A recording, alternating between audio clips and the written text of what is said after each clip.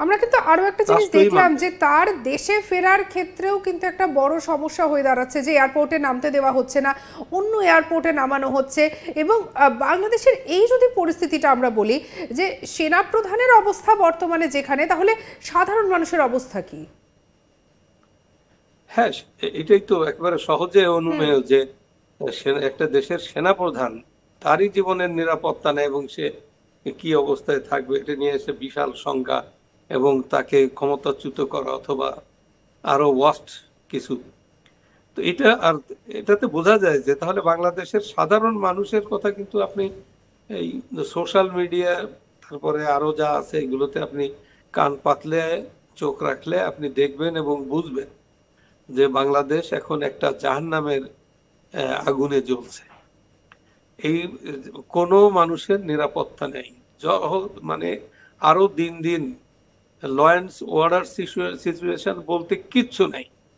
আগে তো আমরা বলতাম যে law and order situation going from bad to worse, এখন ওয়ার্স টর্স নেই, একেবারে যাচ্ছে তাই অবস্থায়, কেউ কোনো ল অ্যান্ড অর্ডারই নেই, যে যা ইচ্ছে করতেছে। এখন সবচাইতে রিসেন্টলি যে নারীদের উপর যে হামলা, নারী নারী এই যে যে কাজগুলো ঘটছে, এটা কেউ দেখার নাই, কেউ শোনার নাই, কেউ বাধা দেওয়ার নাই, পুলিশও নাই, কেউ নেই।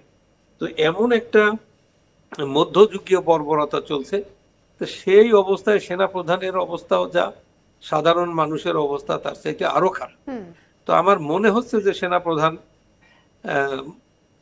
কোনো একটা শক্তির বলে, আমার মনে হয় তার যে সমূহ বিপদ ছিল সেটা কাটিয়ে উঠছে কিছুটা। তার কারণ এটা তো বন্দুকের খেলা, যে আগে ট্রিগার দাবাতে পারবে সেই জয়ী হবে।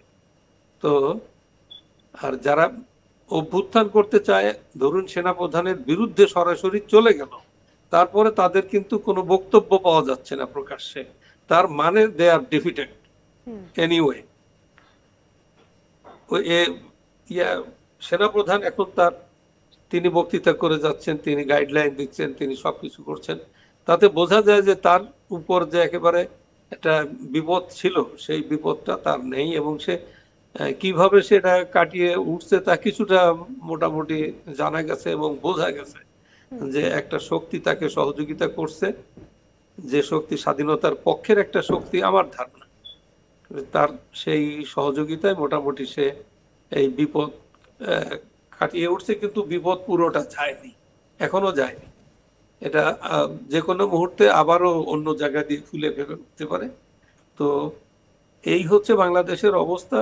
তো এখন মানুষ, দলগুলো চাচ্ছে তারা একটা ট্রানজিশনাল পিরিয়ড, এটা অল্প সময়ের জন্য। ইনুস আসছে, ইনুস এসে একটা একটা ফ্রি ফেয়ার এবং ক্রেডিবল ইলেকশন দিবে, তারপরে মোটামুটি যারা বড় দল আছে তারা ক্ষমতায় যাবে, আবার গণতন্ত্র ফিরে এলো, একটা সুষ্ঠু পরিবেশ ফিরে আসলো, এরকম রাজনৈতিক দলগুলো তাই চাইছে। কিন্তু সেটা কিন্তু কি বিএনপি এতটা কি সহজ হবে বিষয়টা? কারণ আমরা যদি আজকে ইউনুসের না, দিকে দেখি, বিষয়টা মোটেই এত ইউনুসের সহজ যে না। আমরা যে চীন প্রীতি দেখতে পাচ্ছি, চীনের প্রতি তার ভালোবাসা, বা চীনে আবারও তিনি যাচ্ছেন, যে সম্পর্কটা আমরা কিন্তু হাসিনার সময় দেখিনি। হাসিনা কিন্তু খানিকটা হলে পরেও চীনের থেকে একটুখানি দেশকে বাঁচিয়ে রাখতো। সেই জায়গা থেকে এই যে চীনের সঙ্গে যে বন্ধুত্ব, যে সম্পর্কটা ইউনুস করতে চাইছে, সেটা কি আগাম কোনো বিপদের বার্তা আনছে? হ্যাঁ, ঠিক, আপনি ঠিক বলছেন। শেখ হাসিনা চীনকে দিয়ে ফাইন্যান্স করাইছে বড় বড় প্রজেক্টে, কিন্তু চীনের কাছে সে এমন কোনো কথা বা চীনের এমন কোনো চাহিদা যা বিভিন্নভাবে আঞ্চলিক নিরাপত্তা বা অন্য কিছুর বিষয় হয়ে দাঁড়ায়, এমন কোনো কিছু শেখ হাসিনাকে বলতেও সাহস পায় করেনি তারা। তারা মনে করছে যে শেখ হাসিনাকে দিয়ে আপাতত এই মুহূর্তে এমন কোনো কিছু করা যাবে না যে ভারতকে সামনে রেখে তাদের একটা প্রস্তুতিমূলক কিছু শেখ হাসিনাকে দিয়ে করিয়ে নেওয়া, সেটা তারা বুঝে, তারা সেইভাবে যে এগোয়নি। কিন্তু চীন তারা তো আসলে, চায়নারা অনেক বুদ্ধি রাখে, তারা অনেক কিছু হিসেব করে চলে। যেমন রাশিয়ার সাথে তারা ছিল, কিন্তু রাশিয়াকে মানে সরাসরি রাশিয়ার পক্ষ নেয়নি, তারা যুদ্ধে নামেনি বা অন্য কিছু তেমন কিছু করেনি, শুধু একটা লিপ সার্ভিস দিয়েছে। আর তেল কিনে তাদের একটা ইকোনমির উপরে যেটা প্রেসার ছিল গ্লোবাল প্রেশার সেটাকে মোটামুটি এটা মিটিগেট করে দিচ্ছে। কিন্তু চায়না হচ্ছে, চায়নার নীতি আছে দেং শিয়াওপিং বলে গেছে যে আগামী 100 বছর মাথা নিচে করে থাকবা, কারণ চায়না উপরে উঠতেছে ইকোনমিক্যালি। তো একেবারে চায়নার ইকোনমি হচ্ছে $6 ট্রিলিয়ন, আর আমেরিকার ইকোনমি হচ্ছে আপনার টোটাল ইয়ারলি ট্রেড কমার্স এটা হচ্ছে আপনার 5 ট্রিলিয়ন, এরকম পৌঁছে গেছে তারা। তো সেই দিক দিয়ে চায়না আরো সামনে যাবে, কারণ চায়না আঞ্চলিক এবং গ্লোবাল কোনো যুদ্ধে আমার মনে হয় জড়াবে না, কারণ তার এই যে এগিয়ে যাওয়া, মানে তার যে ইনডমিটেবল ফরওয়ার্ড মার্চ সে এখনই থ্রেটেন করতে চায় না আমার ধারণা।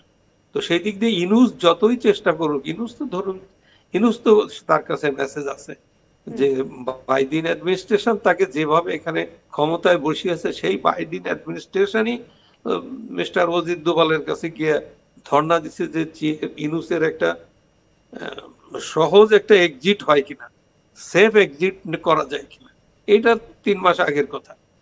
তো তারপরেও ইনুস খানিক একটা মানে একটু লজ্জা শরম ঝেড়ে ফেলে দিয়ে একটু সে চাইছে যে রিয়ালিটিটা না বুঝে সে মনে করতেছে যে এনি হাউ আমরা একটা যে কোনো ভাবে যদি একটা ডালপালা ধরে বেঁচে থাকা যায়, এরকম একটা অ্যাটিটিউড নিয়ে সে এখন সে ট্রাম্প অ্যাডমিনিস্ট্রেশনের বিরুদ্ধে আর যারা আছে তাদের শরণাপন্ন হয়েছে, জাতিসংঘের শরণাপন্ন হলো, মিথ্যা রিপোর্ট দিল, আবার চীনের কাছে যাচ্ছে।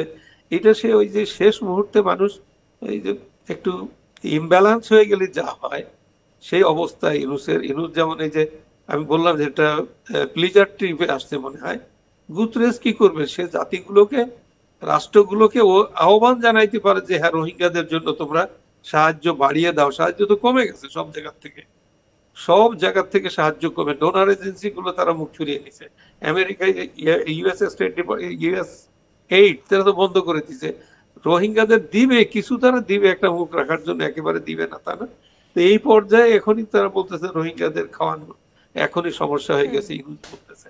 কিন্তু গুতরেজের কি করার আছে বলুন, তার কি নিজস্ব ফান্ড আছে? যাচ্ছে শাহাবুদ্দিন বাবু যে পরিস্থিতি যথেষ্ট কঠিন, বা ইউনুস যেটা চেয়েছিল, মানে যেভাবে সে বাংলাদেশকে নিজের হাতের মুঠোয় রাখতে চেয়েছিল, ক্যাপচার করতে চেয়েছিল হাসিনা পরবর্তী সময়, সেখানে দাঁড়িয়ে আমরা যদি দেখি তাহলে বিগত কয়েক মাসে বলা যায় যেন অরাজকতাই বেড়েছে, যেন জেহাদি কার্যকলাপই বেড়েছে। আর এই জায়গা থেকে দাঁড়িয়ে নিঃসন্দেহে যে সেনাপ্রধান যার একটা বড় ভূমিকা নেওয়ার কথা ছিল, সেখানে সেনাপ্রধানের বর্তমান যে অবস্থা বা হাসিনার সঙ্গে তার যে বর্তমান সম্পর্ক, সেটাও কিন্তু যথেষ্ট পরিমাণে চিন্তার একটা কারণ হয়ে দাঁড়িয়েছে। তবে পরবর্তীতে সেনাপ্রধান আর কি কি করতে পারেন, বা এবারে তিনি কি কোনো বড় পদক্ষেপ নিতে চলেছেন,